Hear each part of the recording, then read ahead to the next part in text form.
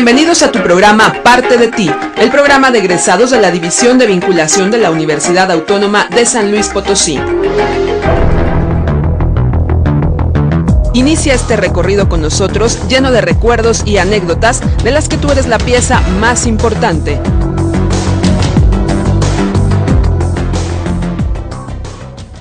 Muy buenos días, qué gusto que nos acompaña en su programa Parte de Ti, el programa de egresados de la Universidad Autónoma de San Luis Potosí.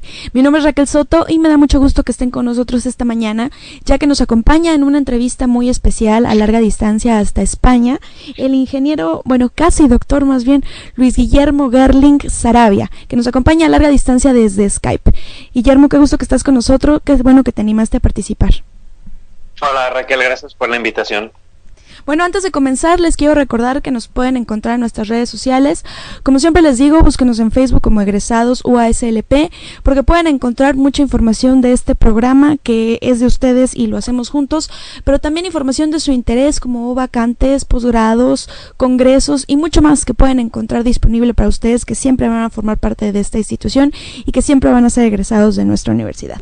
Guillermo, platícanos, ¿cómo fue o por qué fue que tú te decidiste estudiar la ingeniería química y aparte por qué te decidiste estudiarla en la Universidad Autónoma?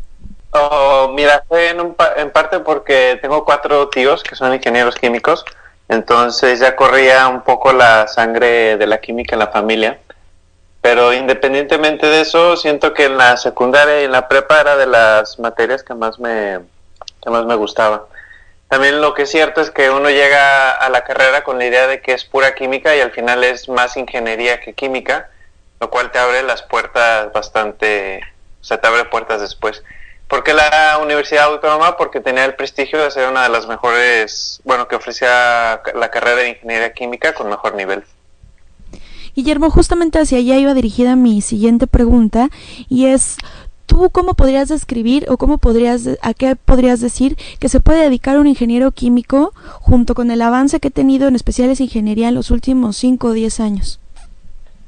Mira, ha cambiado mucho en los últimos años. Lo cierto es que es una carrera de las más antiguas como profesión, porque la química siempre está presente en cualquier cosa de la vida diaria para nuestra ropa, para las pinturas, cualquier cosa necesita de un proceso, y ese proceso por lo general lleva química.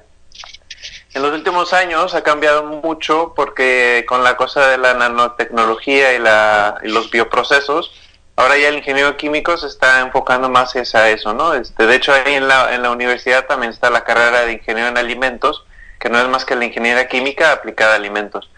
Y también tengo entendido que ahora ya hay una carrera de biotecnología. Entonces, ha evolucionado en ese aspecto hacia cosas un poco más modernas, y también existe lo que se llama la ingeniería química de procesos verdes. Todos los procesos de química de toda la vida, de la industria, que son muy contaminantes, pues ahora se trata de hacer que sean un poquito más sustentables y que no generen más contaminación del beneficio que podrían llegar a dar. ¿Cuál fue el reto más importante al que te enfrentaste como estudiante de ingeniería? ¿Qué sientes que fue lo más desafiante en tu formación profesional? Yo creo que un poco la carga curricular, que llega en un momento a ser bastante pesada. Muchas matemáticas,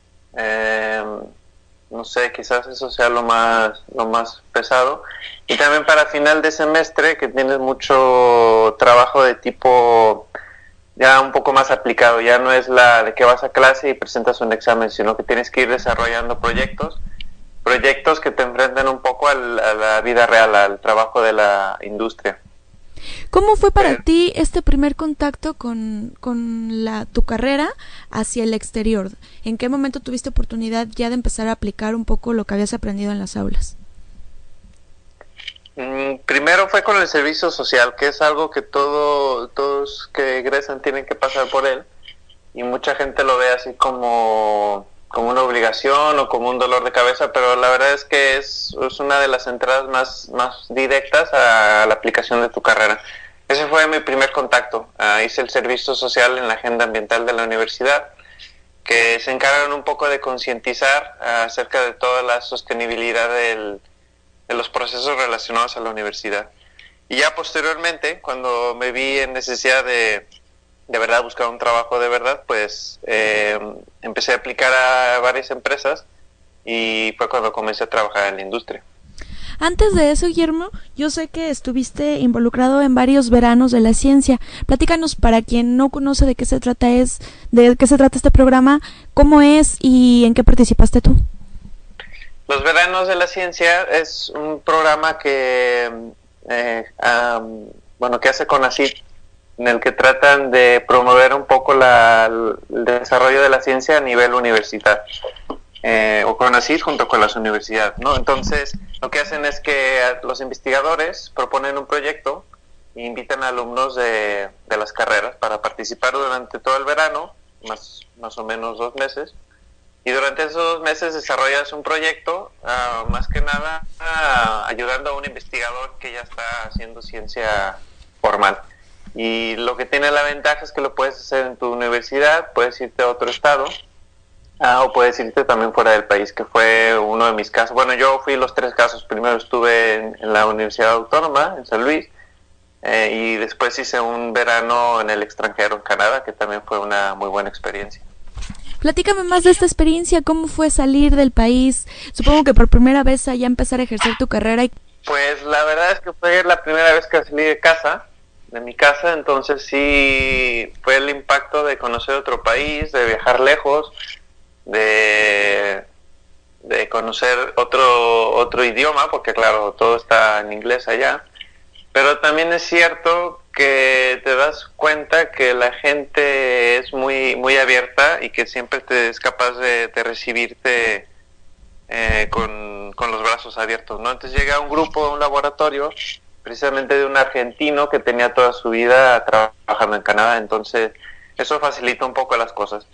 Y también la experiencia de conocer otro país, otra cultura, otra gente, eso no te lo quita nadie. Fue así como que lo que me sembró la semillita de que quizás no tenía que pasar toda mi vida en México, sino que tal vez podía intentar llegar a otros sitios fuera.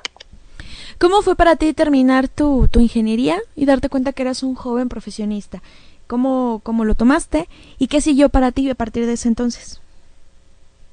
Pues es una pregunta difícil porque quizás todavía a la fecha no me cae el 20 de qué es lo que puede llegar a ser uno como profesionista. Sales de la carrera pensando que eres un ingeniero, ¿sabes? Sales pensando que sabes todo, ¿no? Salte de la carrera y cuando sales al mercado laboral te das cuenta que no sabes nada. Inmediatamente las empresas te van a pedir experiencia y ese factor de la experiencia siempre está presente. Siempre quieren más experiencia, pero eso toma tiempo de alcanzar. Entonces, quizás en un principio fue un poco...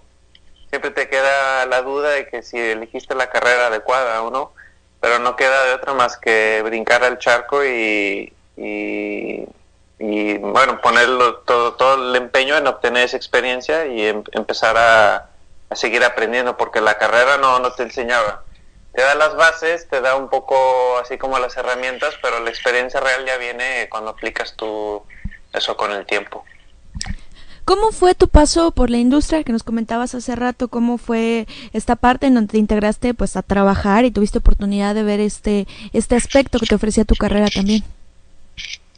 El salto a la industria en mi caso tuve suerte porque por aquellos años cuando se terminó cuando la generación salió, hubo un grupo de ingenieros que eran egresados de la Universidad Autónoma hacía unos años, que estaban buscando ingenieros para trabajar en Estados Unidos, en una refinería de cobre, que estaba emparentada a la refinería de cobre de San Luis Potosí, que llegó a pertenecer al grupo Azarco, que viene a ser Grupo México. Entonces, la suerte que tuve fue que buscaron ingenieros, hicieron una ronda de entrevistas, todos mis amigos y yo nos presentamos y al final hubo unos elegidos que fueron escogidos, ¿no? Entonces yo con otros 2 compañeros nos fuimos a trabajar a Texas en esta empresa que bueno, fue la experiencia de la industria, pero de nueva cuenta fue la experiencia de una cultura nueva,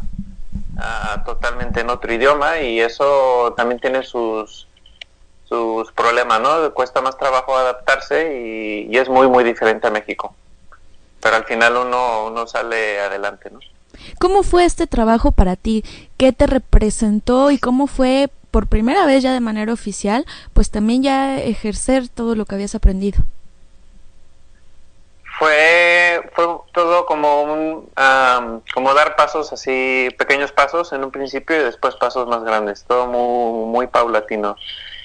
Primero tratas de conocer a la gente, romper como esa barrera o romper el hielo que te impide realizar cualquier tipo de cosas, ¿no? Uno como ingeniero llega ya con cierta responsabilidad y tienes gente detrás de ti, entonces tú llegar y pedirles que hagan ciertas cosas, toma tiempo ganarse la confianza de la gente. Entonces quizás como lo que me ayudó más y que es lo que suelo recomendar a la gente que va empezando es tú mismo meter las manos al fango, ¿no? O sea, hablando así de esa manera, que no esperes que dando órdenes, como suele ser en otras esferas, la gente te va a empezar a seguir y va a tomar tu confianza. Más bien tú tienes que aprender con ellos, mostrar el interés que tienes de aprender su puesto, su trabajo, y una vez que tú sepas lo que cuesta hacerlo, ya puedes empezar como a tomar decisiones que ya van no solamente en los intereses de los directores de la empresa, sino también en los intereses de la gente que realiza el trabajo. ¿En qué momento te decides a dar un ligero giro a lo que estabas haciendo y a continuar con tus estudios de posgrado? ¿Cómo es que los eliges y cómo es que eliges el momento correcto para hacerlo? Lo elijo después de 3 años de estar trabajando en la empresa y cuando me doy cuenta que aunque me puedo quedar ahí y seguir subiendo en la escalera corporativa, como dicen, no iba a tener como la satisfacción personal de seguir aprendiendo lo que me apasionaba, ¿no? Desde que era niño había unas revistas que eran de divulgación científica que se llamaban Ecologito, que mostraban así como problemas de sostenibilidad y el uso de los recursos naturales, y como que todo eso se me quedó muy grabado siempre. Quizás cuando elegí la carrera no lo tenía presente y debía haber elegido algo más como ingeniero ambiental o algo así.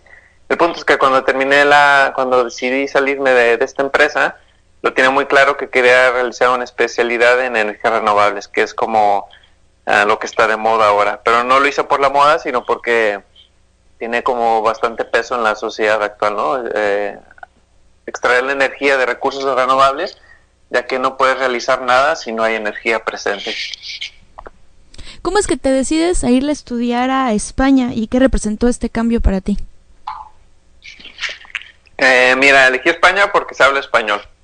Así, sinceramente, no tenía como la motivación de irme a un país donde siguiera siendo el inglés o fuera otro idioma que no sabía, alemán o francés. O sea, como que quería algo que no me representara más esfuerzo, y sabiendo que realizar un posgrado en estos años ya todo viene a ser en inglés, o sea que el inglés iba a estar presente de todos modos.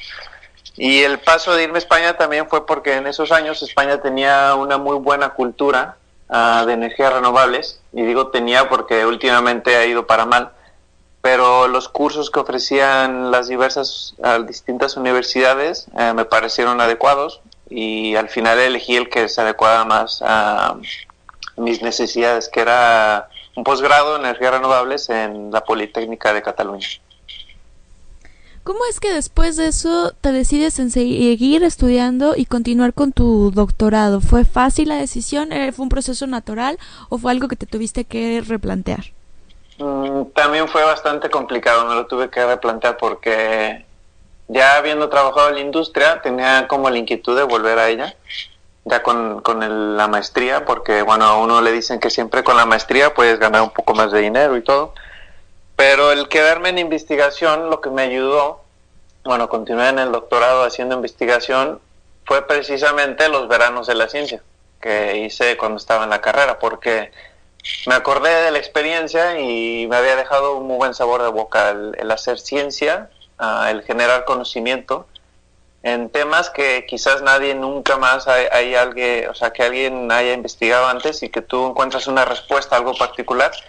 Eso es como un proceso muy satisfactorio, y fue por eso que decidí continuar el doctorado y continuar haciendo investigación. Platícame en qué consiste tu doctorado, cuál es su nombre y cuál es tu tema de investigación.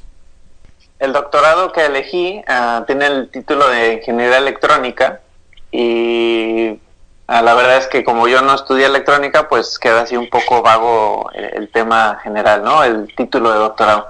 Pero el tema en específico tiene bastante que ver con la ingeniería, con la química, con la ciencia de materiales, y es en la generación de energía solar a través de paneles fotovoltaicos, que vienen a ser los paneles que se instalan más de manera común, que uno ve así en la carretera o tal vez en los techos de las casas. Esos son los paneles fotovoltaicos, y lo que estoy haciendo de proyecto de tesis es muy tecnológico, es la fabricación de esos paneles y tratar de encontrar rutas que faciliten a su fabricación, que disminuyan los costos de fabricación, y también de vez en cuando hacer cosas así muy novedosas, ¿no? Que no se hayan hecho antes, un poco como para marcar terreno y decir, bueno, esta tecnología también puede ir por esta ruta, que fue el caso de mi tesis.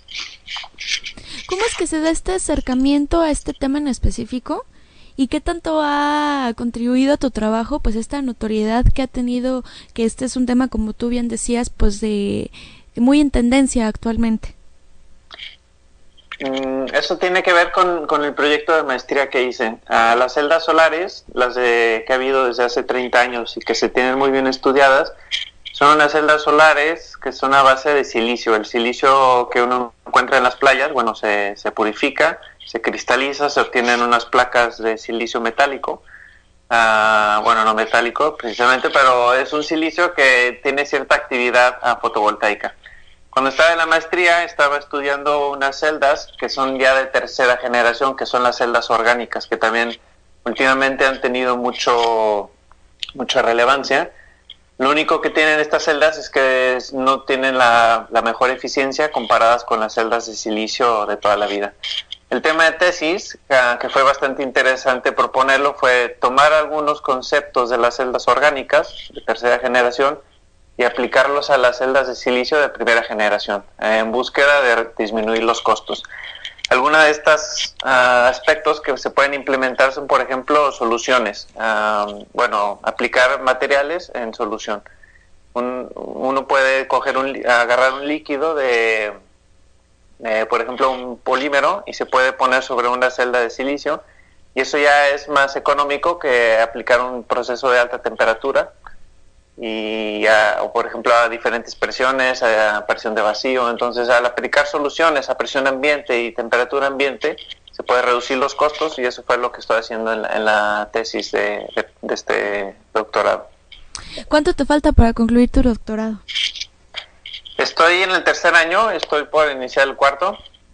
La verdad es que uno puede presionarlo y tratar de terminarlo en 3, pero como es un tema que es muy extenso, estoy buscando hacerlo el cuarto año y para también empezar a escribir la tesis. También lo estoy extendiendo porque como el tema es de cierta relevancia, como dije, este tipo de celdas solares se llevan investigando desde hace 30 años y como que es una investigación que ya estaba estancada de cierta manera, no quedaba gran cosa por descubrir. Y con lo que estoy haciendo yo y otros grupos que están haciendo lo mismo que yo, pues le está dando un poco de nueva vida a este tema, y es por eso que también me sigue interesando continuar con él, si puedo, un año más. Guillermo, ¿qué seguiría para ti después? ¿Qué has pensado o qué has planeado hacer cuando acabes tu tesis y tu doctorado? También es otra pregunta muy difícil. Como te dije, por lo menos en mi caso, creo que todavía estoy en búsqueda de cuál es lo que quiero hacer por el resto de mi vida. Y como he estado saltando así distintos temas, distintos ámbitos profesionales, todavía me queda la duda si quiero volver a la industria o si quiero continuar con la investigación. Lo que sí estoy seguro es que me interesa hacer una investigación un poco más aplicada, es decir, que no sea investigación que se quede en artículos científicos o que se quede así en nada, sino que de verdad llegue, por ejemplo, a una patente, que llegue a una industria y que con eso pueda beneficiar no solamente a las empresas, porque son usualmente las que sacan dinero de estos proyectos, sino beneficiar a la sociedad, tener un impacto a nivel regional si no es que nacional, poniendo así un pequeño grano de arena en lo que es así el desarrollo de energías renovables. De alguna manera combinar las dos partes, ¿no? La investigación ya con tu trabajo en la industria, un trabajo más práctico. Sí, más que nada porque en México hay poca aplicación de patentes. Ya ahora empieza a haber ya más conciencia de que si uno quiere desarrollar a la industria es a veces muy egoísta y se queda con su proceso y nada más, ¿no? Pero si de verdad quieres desarrollar tecnología nacional y no estar dependiendo de tecnología extranjera, pues la ruta es la patente, y con las patentes tienes que aprovechar lo que es el saber científico también local. O sea, si en México se hace muy buena ciencia, no veo por qué no podamos generar patentes y generar tecnología ahí mismo. Después de toda esta experiencia que has tenido y que estás pues prácticamente cerca de acabar tu doctorado, ¿cómo te has sentido tú como mexicano, como un ingeniero mexicano, desempeñando tus conocimientos en distintas partes del mundo? ¿Cómo es esta experiencia de alguna manera pues estar adquiriendo nuevos conocimientos, pero también estar defendiéndote con tu cultura y con tu conocimiento inicial? Pues mira, primero me siento como muy orgulloso, eso ante todo, de ser mexicano. Y es algo que trato no de presumir, pero de siempre estar diciendo, pues soy un estudiante que estoy en Europa y todo, pero al final vengo de México y fue ahí donde me eduqué. Y eso acá a la gente le gusta y lo aprecia cuando ven que hay talento, que no solamente viene de otras partes de Europa o de Estados Unidos, sino que ven que hay talento mexicano y de otras partes de Latinoamérica. También es cierto que hay bastantes mexicanos estudiando aquí en España. Ya hay un poco más de conciencia al respecto de que somos muy trabajadores, de que somos muy profesionales, y eso está bien porque en estos tiempos como que el país tiene así su onda de que no se tiene una buena imagen internacional del país, ¿no? Entonces es como tratar de contradecir eso y mostrar que a la gente y a otros países que somos buena gente, que tenemos potencial como país y en todo eso. Ya para concluir, Guillermo, ¿tú qué le dirías a un joven que nos está escuchando y que tuviera la inquietud de empezar este camino que tú ya llevas bastante recorrido y empezar a estudiar una ingeniería en general o ingeniería química en especial como tú lo hiciste? Yo recomendaría que elijan muy bien la carrera, que quizás hagan un análisis retrospectivo así de qué es lo que les gustaba de niños, qué es lo que les gusta hacer, qué es lo que se imaginan haciendo toda su vida. Primero, para no elegir una carrera así, no equivocada, pero una carrera que después tengas que cambiar un poco el rumbo, ¿no? Sino que lo elijas muy bien desde un principio. Y bueno, porque elijan una universidad donde esa carrera esté bien, que tenga buenos profesores, un currículum así de cursos bueno. Y en ese caso yo diría que la Autónoma de San Luis es bastante buena en todos esos aspectos.